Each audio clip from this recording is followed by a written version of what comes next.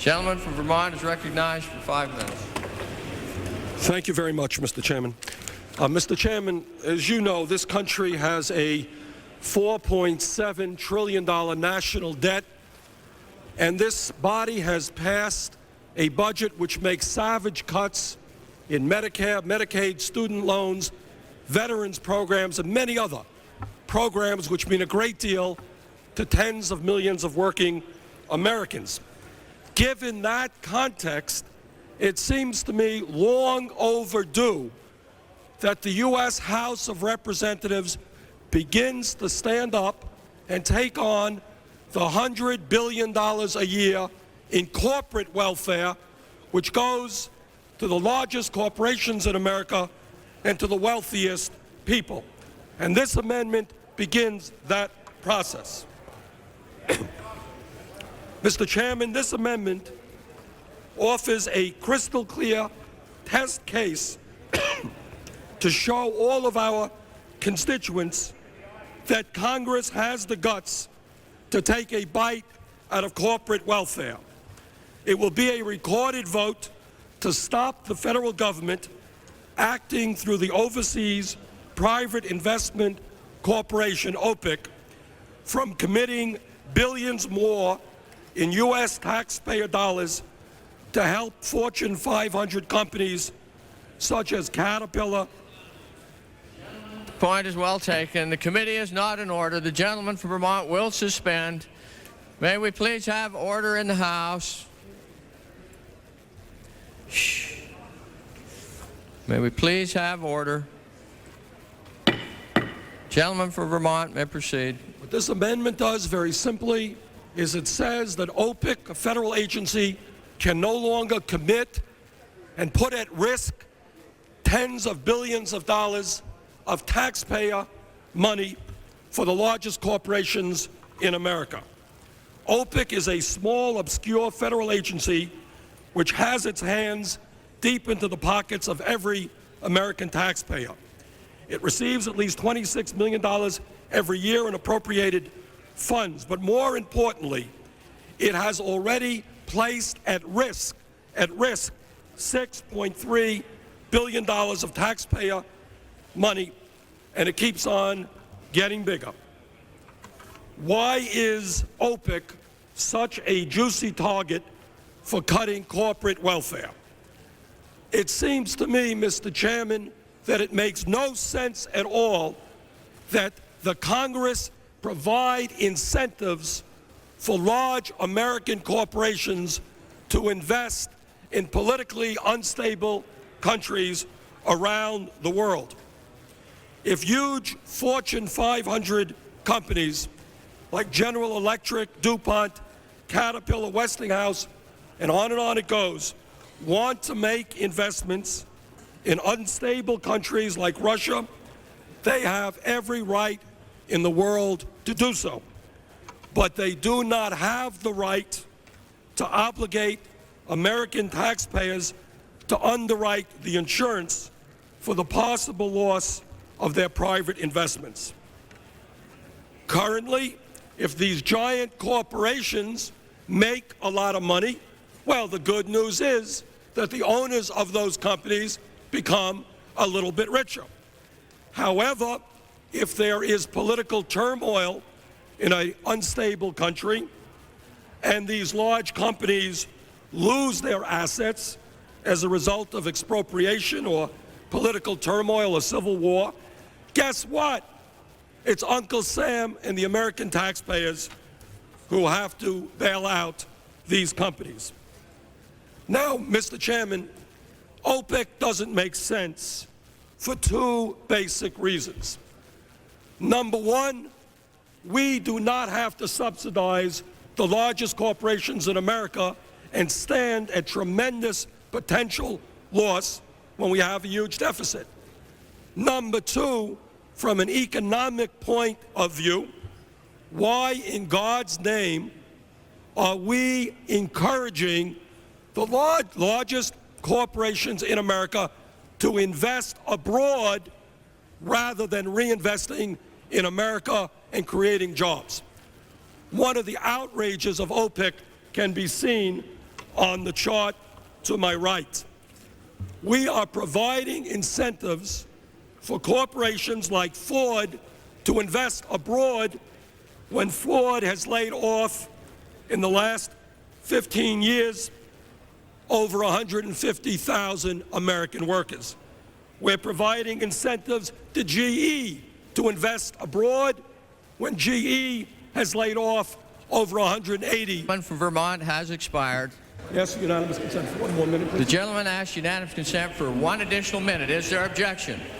Hearing none, the gentleman is recognized for one additional minute. Thank you, Mr. Chairman. Let us eliminate OPIC for two reasons. The largest, most profitable corporations in America do not need taxpayer incentives, and we don't have to cover through insurance their risky investments. Number two, what does it say to companies in America who are reinvesting here that we're going to subsidize large corporations who take our jobs abroad? It's time to eliminate OPIC. I urge support for this amendment. Thank you, Mr. Chairman. Mr. Chairman. For what purpose does the gentleman from Alabama rise? Mr. Chairman, I rise in opposition to the amendment. The gentleman is recognized for 5 minutes in opposition to the amendment. Mr. Chairman, I am opposed to the amendment offered by the gentleman from Vermont. The Overseas Private Investment Corporation is not perfect. It does have a capability of some improvement. Perhaps part of that can be privatized. This matter will be discussed later in the amendments to be offered later in the day by Mr. Kluge. The amendment before us closes down the Overseas Private Investment Corporation. In fact, it doesn't leave enough money to even close it down. It can't be done for $1 million. Many former socialist nations are now looking to American investment in building the infrastructure needed for their own development. In the short term, much of that American investment will involve OPIC insurance or financing. As long as these countries, such as India, don't have a track record of adherence to free market principles, OPIC is needed. Mr. Chairman, if we're going to compete in a global economy, then our business people must compete with the governments of Japan and Germany and all of the other industrialized nations, because all of them have such an agency to assist the export of our American jobs overseas. This is the finest vehicle we have to do that. And I think that it would be a very serious mistake to do it, especially in the way that the gentleman from Vermont proposes, and that's just to walk downtown and give them a key and tell them to lock the door and don't even give them enough money to pay the rent for the rest of the month. So I strongly oppose the amendment and urge my colleagues to support this bipartisan disagreement to the gentleman from Vermont's amendment and to vote no on this amendment. And yields back to balance the time. What purpose does the gentleman from Texas rise? In opposition to the amendment, Mr. Chairman.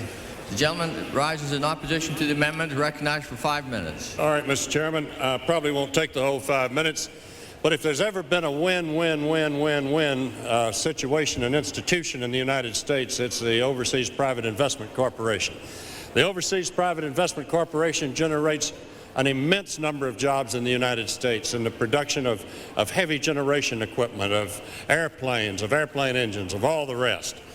It not only creates jobs, it creates a positive balance of payments. It creates a good competitive situation against Germany and Japan. Many members of the House really don't know what OPIC does. But what OPIC essentially does is allow companies to buy insurance against political instabilities in other countries, and then this insurance makes it possible for them to obtain private financing. The final point that I would make, and we're going to be making these points all day, but the final point that I would make is that OPIC not only generates an enormous number of jobs in the United States, it not only generates a positive balance of payments for the United States, but most of all, it returns money to the Treasury. It's one of the few agencies I know that has a positive impact on the nation's deficit. Since 1971, OPIC has contributed $2 billion to deficit reduction in the United States, and in 1996, we expect OPEC to contribute $100 million in addition to all of its other economic contributions to our country and to our balance of payments accounts. Thank you very much, Mr. Chairman. What purpose the gentleman from New Jersey rise? I move to strike the last word. Gentleman is recognized for 5 minutes. I ask unanimous consent to revise and extend my remarks. Without objection, so ordered. Mr. Chairman, I rise in strong support of the Sanders Amendment. I myself introduced a virtually identical amendment. I'd like to talk about who I think ought to be for this amendment. First of all, let me say that I commend my colleagues on the Republican side for making some very difficult and controversial stands in favor of reducing the federal budget. I don't agree with all that they've done, but I agree with the idea that they're addressing in a very honest and aggressive way the fact that we're spending far more than we take in. I invite them to continue that philosophy and continue that tradition by voting for Mr. Sanders' amendment. The bill, as it presently written, calls for $79 million worth of appropriations for new loans and new guarantees and new deals for OPEC. And it calls for, I believe, $29 million worth of operating money from the American taxpayer. Here is an opportunity, ladies and gentlemen, to say to DuPont, be a rugged individualist. To say to Coca-Cola, in an entrepreneurial society, make it on your own. To say to AT&T and GTE, take risks with your own shareholders' money, but not with the taxpayers' money of the United States. To American Express, leave home without it. Leave home without the taxpayers' money the next time you want to make a deal somewhere overseas. If you are looking, my friends, to cut unjustifiable welfare subsidies in the federal budget, as I was when I voted with you on your welfare reform bill, then look to the Sanders Amendment and vote yes. If you think that it is a wrong-headed policy for the United States to subsidize a company that will create jobs overseas but not create jobs in the United States, then vote for the Sanders Amendment. You think about this, my colleagues, the next time that you return to your district. If a company in your district wanted a federal loan guarantee to make their factory bigger or their store employ more people or do research and development, by and large, the answer would probably be no.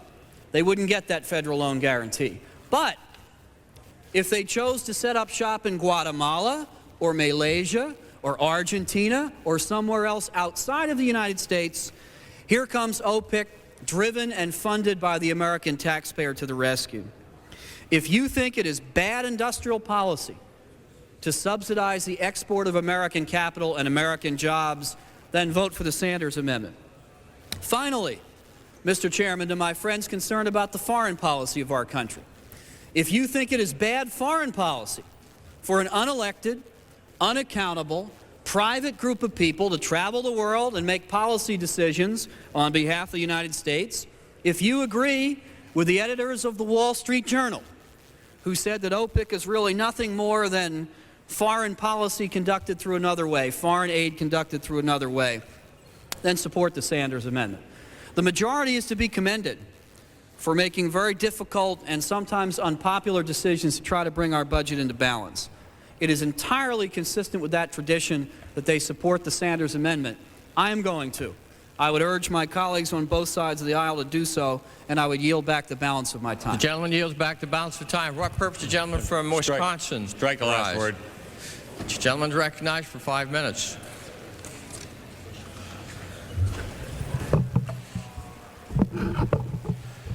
This amendment before us is a disaster for American exporters and therefore American jobs. What this amendment does is it reduces American exports, it costs American jobs, it does great harm to our competitive position in the world, and will destroy a valuable tool for American exporters. I think the chairman of the committee and the ranking member have explained it very precisely. This amendment simply denies OPEC the authority to function. It shuts down OPEC. Last week's disastrous trade report underscores the reason why the House should reject this amendment. In April of this year, our overall trade deficit was the worst in 3 years, $11 billion in deficits. And the deficits in goods was $16 billion. The reality is our exports are stalling. If our exports don't grow, our economy will not grow and probably slip into recession. Now along comes this amendment, which would further reduce our exports. This amendment is economic unilateral disarmament. Who in this House wants to vote to cut exports at a very time we are in danger of slipping into a recession? OPEC is essentially puts us in a position in the world markets where we can compete for jobs. OPEC provides two services for American business they can't get anywhere else: long-term insurance against risk and trading and investment overseas. I'd be happy to yield. Some of the other speakers have indicated that OPEC operated at a cost to the American taxpayers. Would the gentleman agree to me that I've looked at OPEC. I've read the law. There isn't one red cent of taxpayer money in OPEC. That's number one. Number two, talk about costing jobs overseas. OPEC has written in it that they cannot cost one American job, and that's part of the law. Long-term financing is given so that we can compete in international markets. OPEC exists because American business cannot get this insurance of this financing anywhere else. Over the past 25 years, OPEC has directly supported $40 billion in American exports, and that translates into 800,000 American jobs. My good friend from Ohio. Okay. 40 billion, let me repeat that again. $40 billion in American exports. Where do you think our good jobs, our good paying jobs are coming from? It comes when we send our products overseas. You stop selling our products overseas, and you're not going to have jobs in New Hampshire. You're not going to have them in Dallas, Texas, or Green Bay, Wisconsin, or San Francisco. You're only going to have good paying jobs when you have exports. OPEC is the best managed federal agency. OPEC has never lost 1 cent. OPEC has paid back to the Treasury every dollar, yes, my good friend from Ohio, every dollar it initially had to capitalize. So there's no taxpayer money, not 1 red cent. Look at me. Am I blue in my face? There isn't 1 red cent of taxpayer dollar involved in OPEC. Every year, OPEC makes money for the Treasury. You know how much it made last year alone? $167 million. OPEC actually helps cut the federal deficit. It has contributed $2 billion, yes, my friend from Texas, $2 billion to the U.S. Treasury. It has helped to reduce the deficit. If you shut down OPEC, we won't have this money to help reduce the deficit. And where will U.S. exporters obtain the long-term financing necessary to establish a presence in foreign markets? The answer is without OPEC you won't. If this amendment would become law, our exporters will suffer, particularly in the emerging markets of Latin America, Asia, other parts of America and Africa, where OPEC insurance is so essential. A loss of American exports translates into a loss of American jobs. That's what we're fighting for here today. We're fighting for American jobs because we're staring a recession in the face. We have to have jobs for our people. You cut out OPEC, you cut out exports. You cut out exports, you cut out jobs. So let's fight for the American worker for a change. Let's do something for the American worker. This amendment makes absolutely no sense. So here's our choice. If we want to reduce American exports, if we want to kill jobs for our American workers, and if we want to make America less competitive in the world markets, then vote for this amendment. But if you want to increase... From Wisconsin has expired. So let me just say, every indicator is that we're facing a recession. Let's fight for American jobs. Let's vote against this amendment. For what purpose did the gentleman from Michigan rise? I asked to strike the last word. The gentleman is recognized for 5 minutes.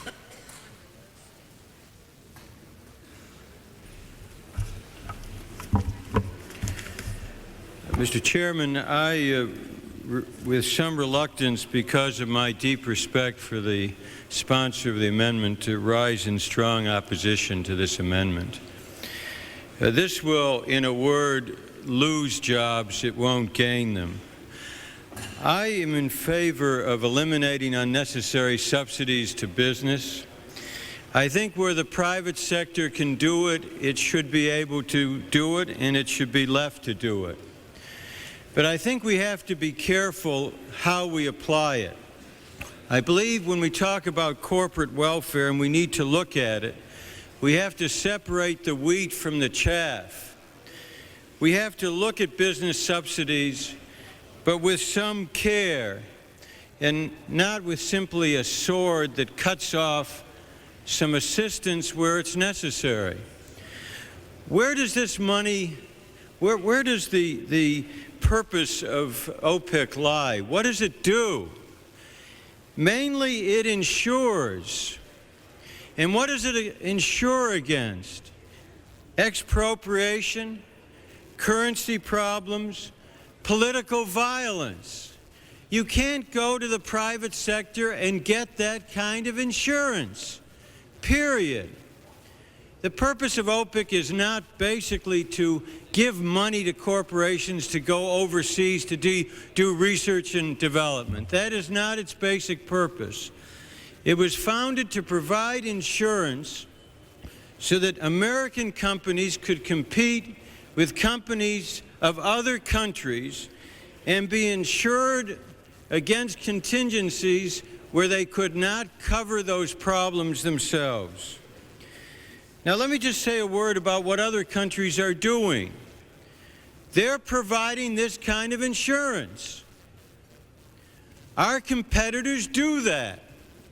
So if you eliminate OPIC, what you're simply saying to the companies of the United States who are trying to do some exporting, trying to operate overseas, not to take jobs away from this country, but to help to create them here, that they will not have the same kind of facility as is available to companies from other countries. Now, let me say a word about job loss. Look, let's not confuse the issue. OPIC specifically provides, the statute does, that no monies can be given, no insurance can be provided where there would be a negative effect on U.S. jobs. Our companies do operate overseas. When they do it appropriately, they create jobs here. And simply to say there will be no insurance available to them is going to result in job loss in the United States. About 25% of the companies that now are insured by OPIC, as I understand it, are small businesses. So I don't think it's fair to simply take the big business label and simply to throw it around and say this is a way to get at big business. Look, I don't like the downsizing, but the downsizing has nothing to do with OPIC. I don't like the downsizing when it comes to job loss, but OPIC's insurance activities have nothing to do with that downsizing.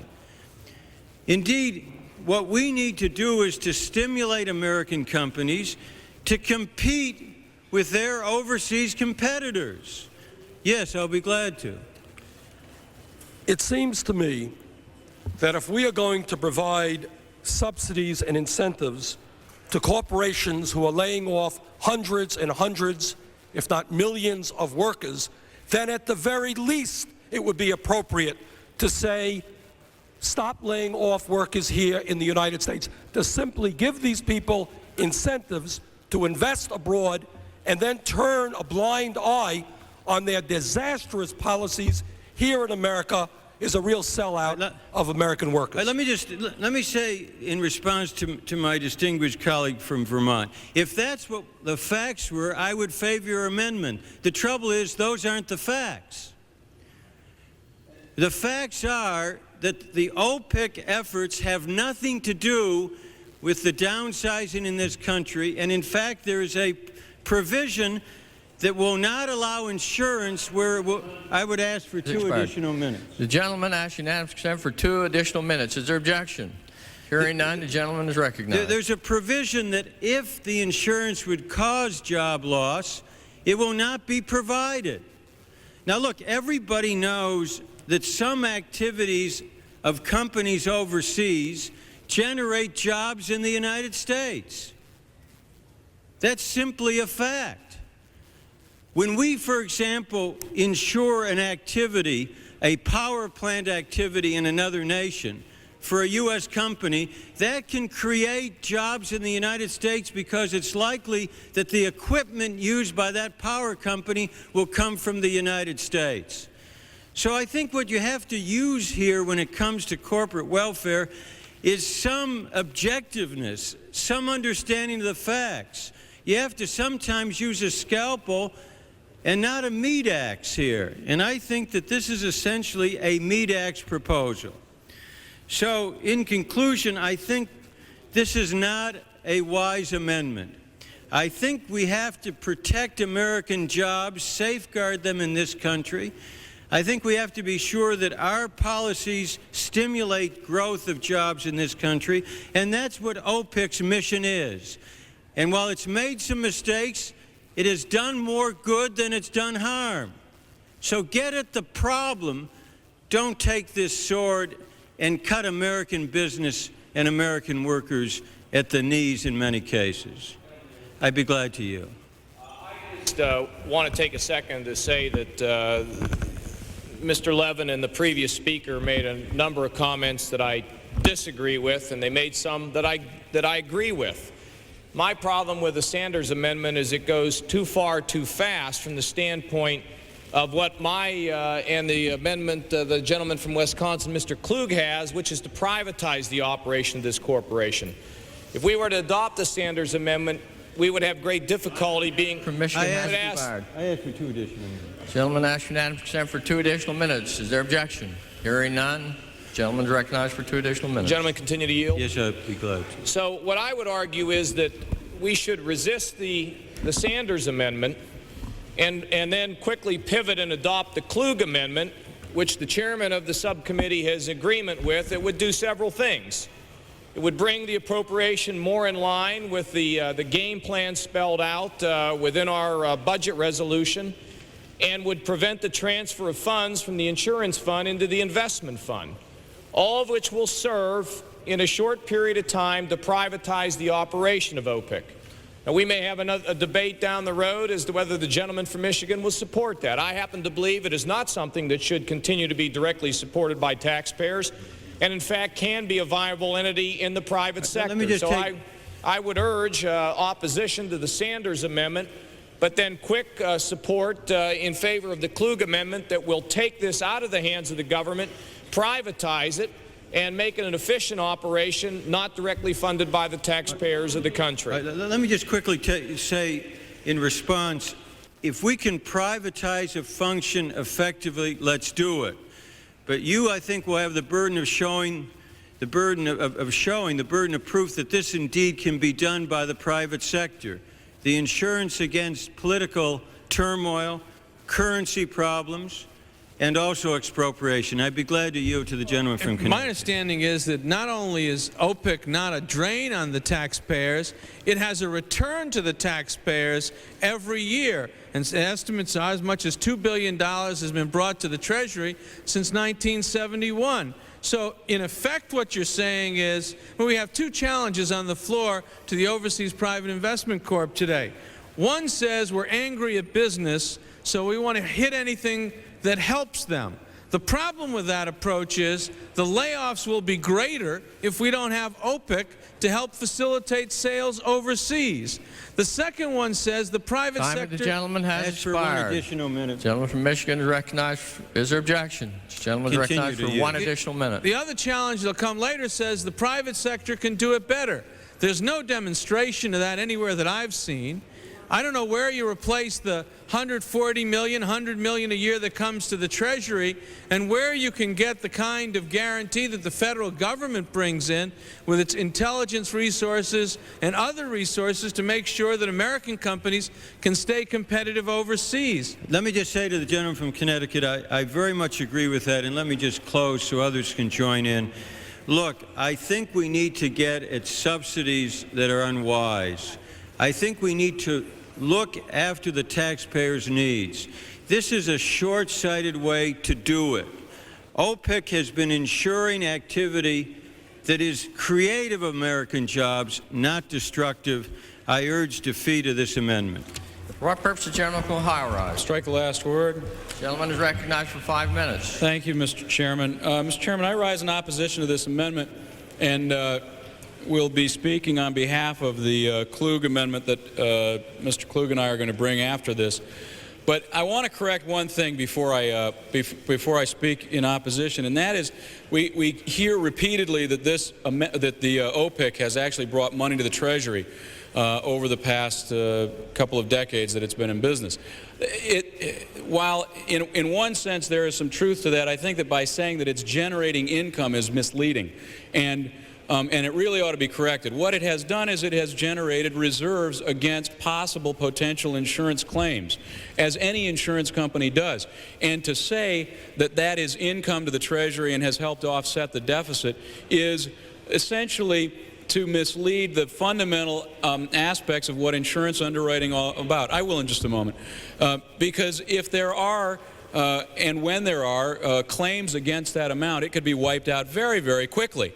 It happens that OPIC has done a very good job, which frankly is a very powerful argument in favor of privatization. Now, the reason that I'm opposed to Mr. Sanders' amendment is because it truly doesn't offer an opportunity to privatize. It immediately shuts everything down in a way that will make it impossible to, in a thoughtful and orderly and regular way, actually get to a privatization. Will the gentleman yield? Sure, go ahead. Mr. Hoke makes a very important point that I hope the members are listening.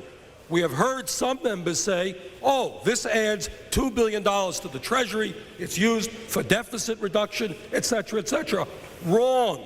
It is an insurance fund. If my memory is correct, Mr. Hoke, we have some $6.3 billion in liabilities out there. In point of fact, if we kill OPIC, then we would have $2 billion to use for deficit reduction.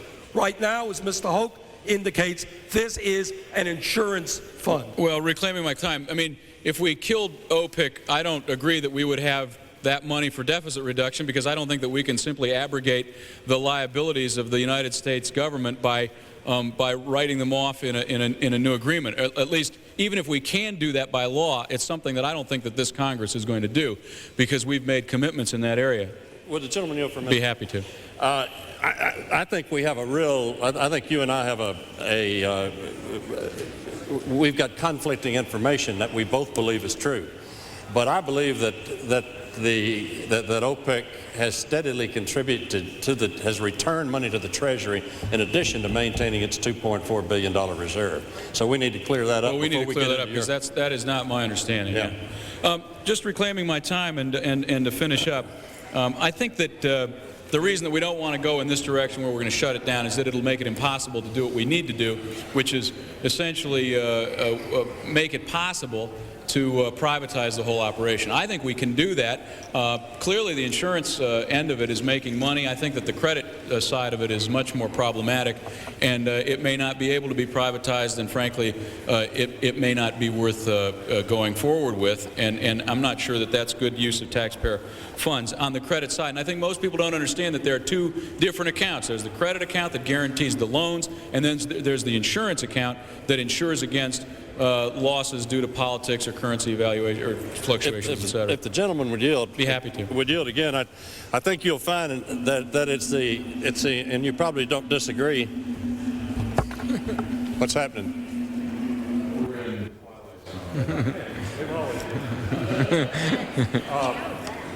I think the gentleman would find, and it doesn't conflict with anything he said, but it's the insurance side that turns the big profit, because there's no competition out there. They charge whatever they think that the traffic will bear, and that's the reason they're able to return money. I'm rising in opposition to the Sanders amendment and yield back the balance of my time. Gentleman yields back the balance of time. The gentleman from Connecticut. Gentleman is recognized for 5 minutes. Thank you, Mr. Chairman. You know, I think it's interesting what we've confronted here. OPIC is under attack because it's been successful, it's done a good job, and it's helped exports. It has protected the American economy, protected American workers, and yes, it has helped American business. They're all in the same boat. We are all in the same boat.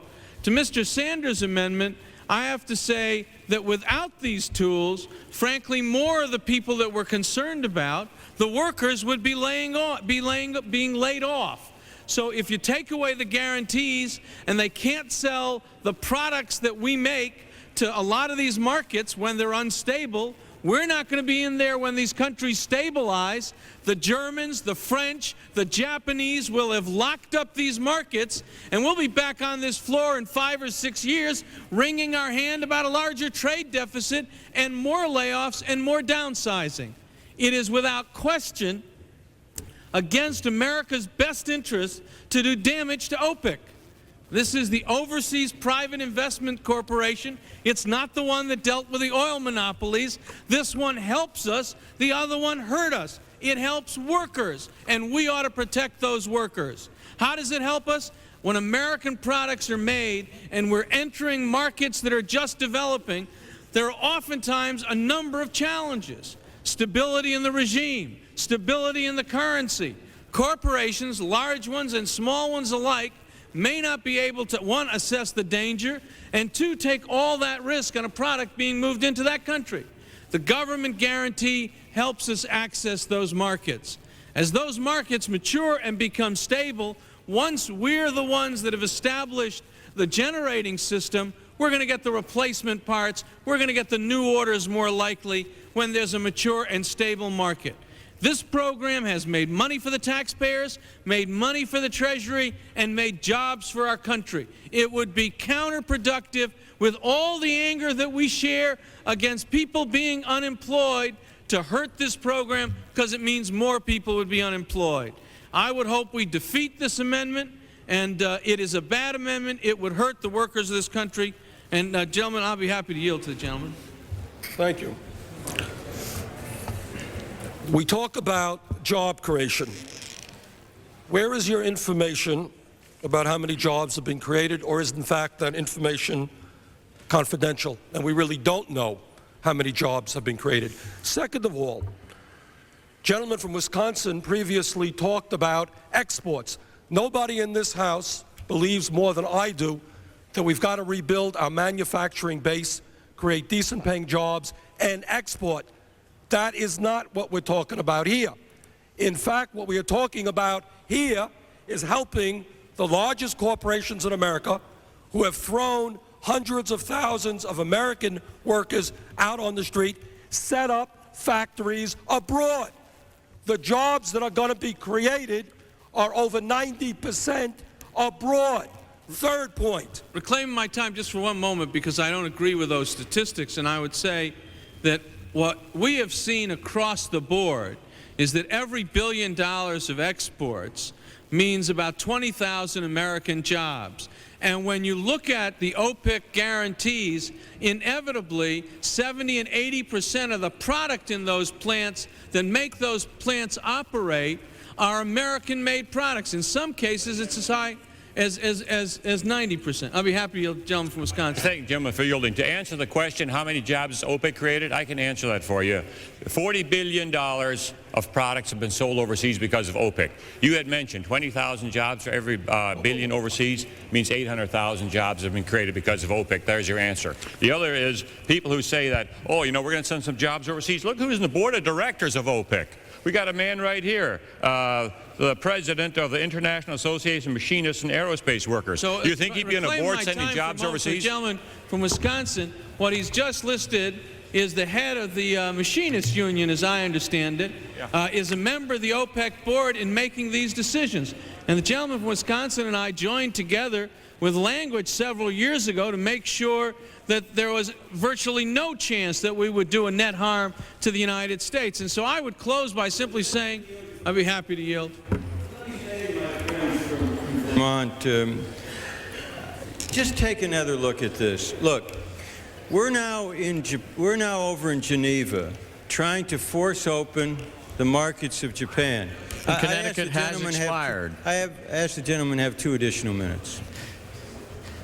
There are questions for 2 additional minutes. Is there objection? Hearing none, the gentleman is recognized for 2 additional minutes. Happy to yield. Look, so We're trying to get the Japanese to open their markets for American cars and American parts. We're spending a lot of time and some resources doing that. Now, the beneficiaries, if you want to call it that, will be Ford, GM, Chrysler. They're big companies. Allied Signal, TRW, and a lot of other parts companies which would be able to build parts here in the United States and ship them to Japan. It simply is incorrect to say because a company is large, as it would be because a company is small, they should not do business overseas. And what OPIC does, basically, is to ensure companies, and we don't need this as to Japan, we need it other places, against currency difficulties, against political violence and turmoil and expropriation. Reclaim my time for one moment just to continue on the gentleman's analogy. You would then have to argue that trying to open the markets in Japan are helping these big companies that downsize. Exactly. And That's the opposite not is true. The opposite, just if you yield again, the opposite is true. We want to open up the Japanese market so that the downsizing in the auto industry will stop and they can continue to begin to hire more people. Will the gentleman yield? It's not I'll be my happy time. to yield. It seems to me that we're missing a fundamental point here. To talk about opening up Japan for American products is something that we all agree on. That means products are being manufactured in the United States, employing American workers, and sold in Japan. That's what we want. That's not what OPIC is about. OPIC is giving the largest, most profitable corporations in America help in setting up factories abroad. the for jobs. Connecticut has expired. I ask the gentleman to have one more minute. Is there objection? Hearing none, the gentleman is I just recognized for wanna 1 say- additional minute. Will the gentleman I'll be happy to continue yield. to yield? Look, if that were the history of OPIC, I would be in favor of its destruction. It's simply not true. And reclaiming my time, I believe that it would be impossible to have the head of the Machinists Union on an organization that was moving jobs out of the country. The president of the Machinists Union is on this board particularly for that reason, to make sure that we protect American jobs. I yield back the balance of my time. Gentleman yields back the balance of his time. I would ask for unanimous consent for 2 minutes. The gentleman seeks recognition, asks to rise in support of the bill. Yes. The gentleman is recognized for 5 minutes. Thank you very much. The issue here is whether or not multi-billion-dollar corporations, Mars Candy comes to mind. Why Mars Candy? Because that family, the Mars family, is one of the very wealthiest families in America. Why do these people need subsidies and incentives to start factories and plants in other countries? Now, some of my friends here have said this is a job creator. The way you create jobs is to build plants and factories in the United States, manufacture products, and sell them abroad. Now, some people say, well, it really doesn't matter that we are encouraging companies to start factories abroad. I respectfully disagree. A company looks at the bottom line, and it says, I've got $1 billion here.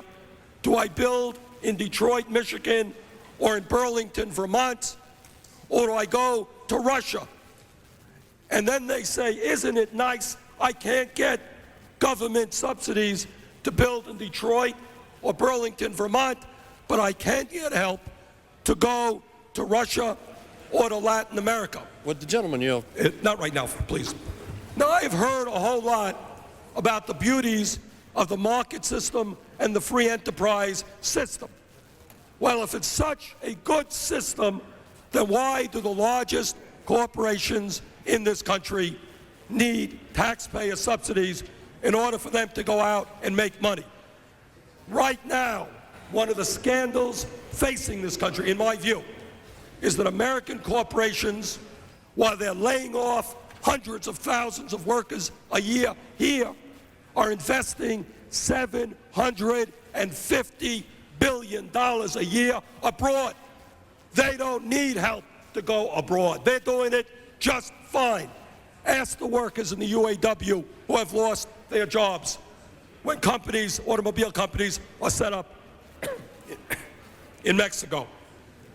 If these programs are so good, let the private sector undertake the insurance. Let the multinationals go to private banks to get below-market financing. This Congress has voted to cut back on Medicare, student loans, veterans programs. We should not be providing subsidies and incentives to the largest corporations in America. I would yield. The gentleman has said several times, and I don't know why he said it, but you've said several times that OPIC gives subsidized loans and we're subsidizing American corporations. Now, is the gentleman aware that OPIC only makes loans at market rates? If OPIC makes loans at market rates, then why don't those companies go to the private market and get those loans? They don't go to the private market to get those loans because the loans don't bear the same significance as loans guaranteed by the government of the United States because it's impossible to get private financing against political instability.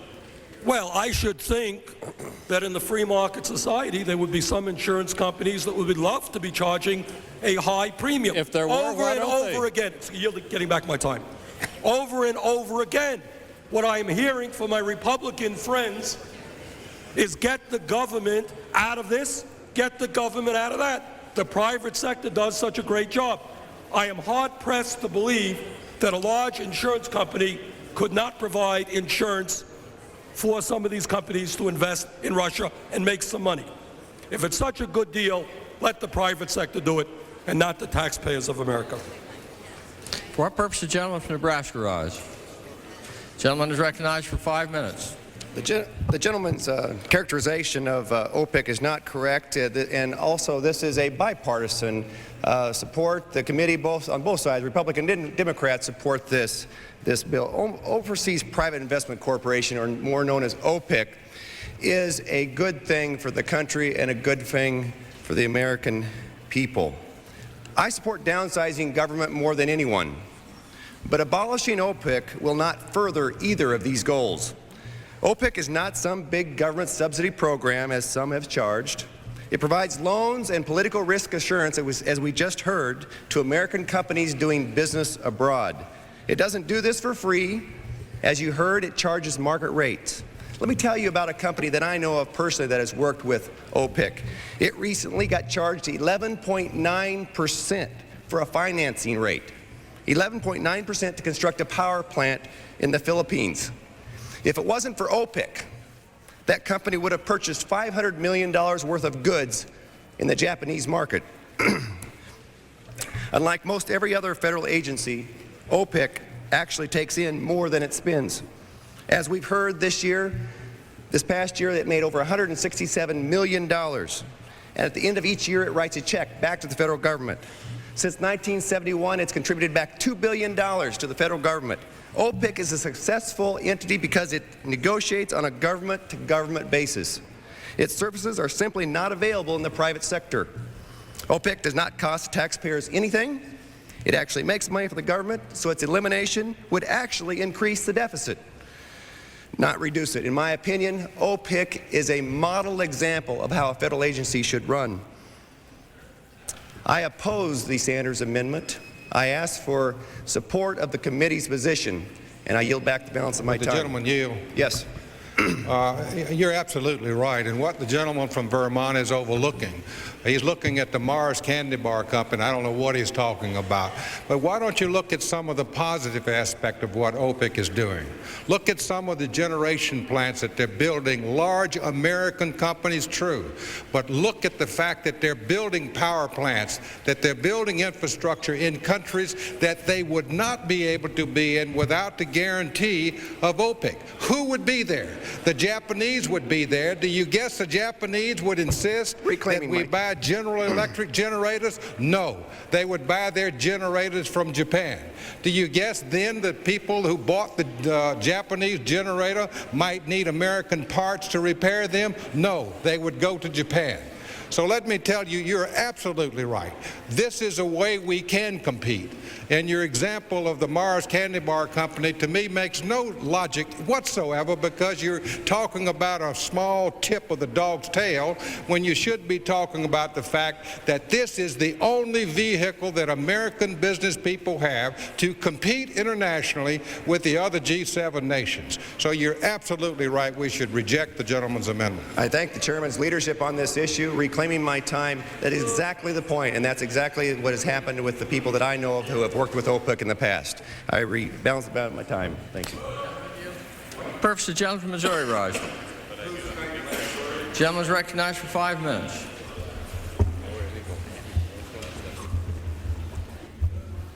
Mr. Chairman, members of the committee, I've been listening to the debate on this amendment, and I'm very concerned about the fact that what I hear is that this is a program that really benefits all of us here in America, but it's really the benefit of the major corporations of America.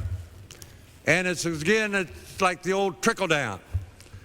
You're going to be benefited when somebody builds a power plant somewhere else and uses American goods. That's true. We all benefit when those jobs are created. But what if the people that bought that power plant don't pay for it? Then the taxpayers have to pay for it.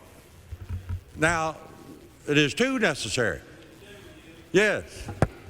The insurance is not insurance against a loss of an investment because it was unprofitable. The insurance I didn't say unprofitable. It's insurance against expropriation, against political turmoil, like a revolution, or because of currency problems so that no one could bring back their money to the United States. It's not an insurance to guarantee a profit. I didn't say that it was guaranteeing a profit. I'm saying basically it's a guarantee that you're going to receive your return for the investment. It is. It is. Well, the gentleman yields. In a way it is, yes. Well, the gentleman yields. I want to agree with the gentleman that the OPIC does in fact do loan guarantees, not just insurance. It does loan guarantees. It says if the enterprise located in a foreign country doesn't pay its loan back, the American taxpayer does. And the other point that I'd make in support of the gentleman's statement, I'm sure that in Missouri, there are a number of communities would like to build power plants and sewer plants and factories as well. I got all kinds of cities that like to build an industrial tract in order to entice industry to come in. And does the gentleman know how much? Does the gentleman know how much help those Missouri communities would get from OPIC? They don't get any. Nothing, because it's not part of OPIC's charter. No, and but it is basically to create jobs here. But basically the work goes elsewhere. And what really bothers me is when I see the types of companies, many of which are huge conglomerates, worldwide companies that have billions of dollars, and yet we have to guarantee a loan for them. DuPont? I have to guarantee a loan for DuPont? Now come on, folks.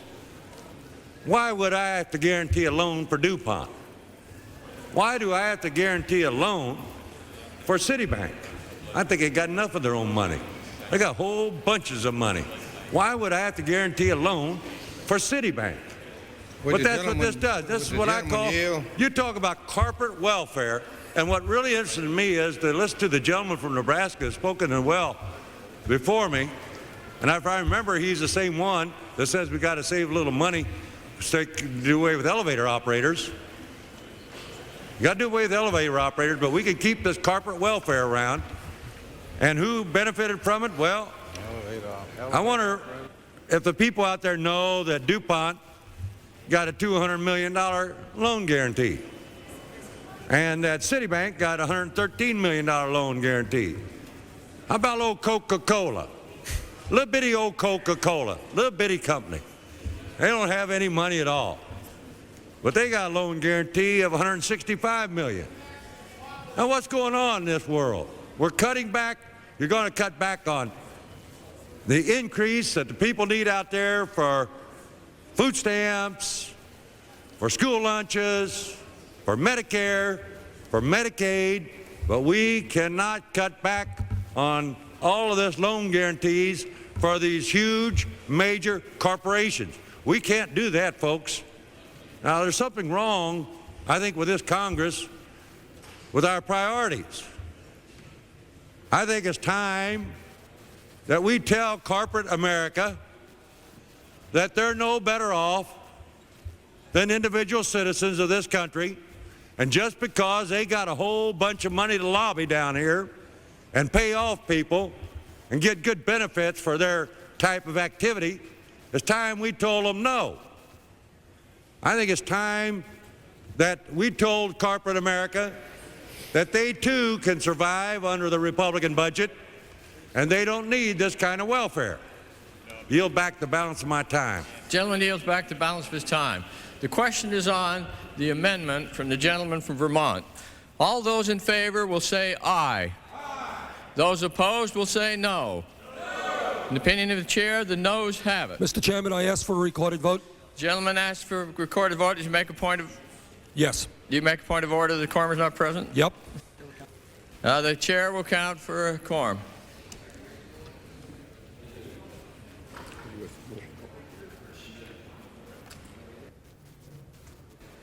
The gentleman withdraw? Yes, I withdraw my point of order. A sufficient number having arisen, the recorded vote is ordered. Those in favor of the amendment will vote aye. Those opposed will vote no. Members will record their votes by electronic device. This is a 17-minute vote. I'd appreciate it if the members would vote within the 17 minutes.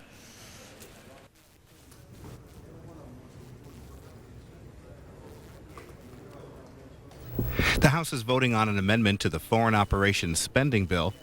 The bill provides $12 billion for the next fiscal year, which begins on October 1st. The measure includes $79 million of funding for OPIC. That's the Overseas Private Investment Corporation. This particular amendment would abolish OPIC and transfer the agency's remaining functions to the State Department. OPIC provides insurance to U.S.